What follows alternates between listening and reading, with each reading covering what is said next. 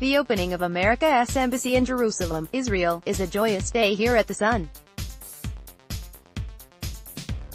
Thought the ceremony was handled beautifully by Ambassador Friedman and the delegation representing President Trump, including his daughter and son-in-law, and by all of Israel's leaders who spoke, including President Rivlin and Prime Minister Netanyahu. Rarely have America and Israel been so profoundly in accord as in respect of Jerusalem.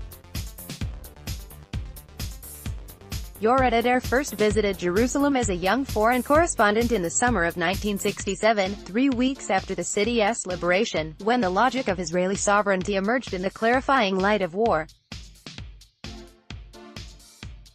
We began writing editorials about what we've come to call the Battle of Jerusalem in August of 1994.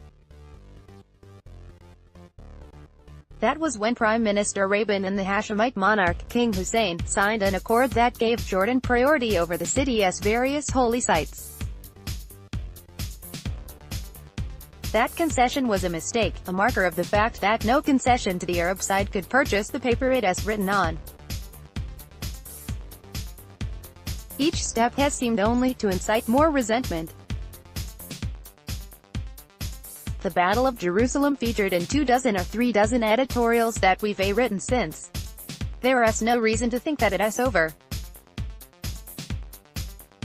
The longer this drama has dragged out, the more clear it has become that any peace process could not really start until Jerusalem was secure. So moving the embassy is a step in the direction of peace, a point marked by several of the key speakers in Jerusalem today, including, with particular eloquence, Jared Kushner. And in the op-ed piece by E.V. Kantorovich, which appeared yesterday in the Wall Street Journal. Professor Kantorovich has emerged without peer in the clarity of his thinking on this beat. Moving the embassy, he writes, means that America no longer buys into the legal theory behind claims of Israeli occupation. This one piece stopped the left, as Ira Stoll points out in his column today.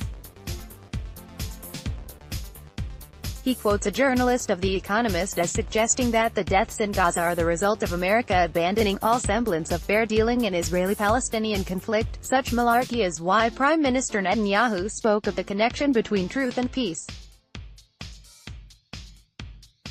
No lies could dilute the joy that animated Mr. Netanyahu's injunction to remember this moment. How could any lover of Zion forget?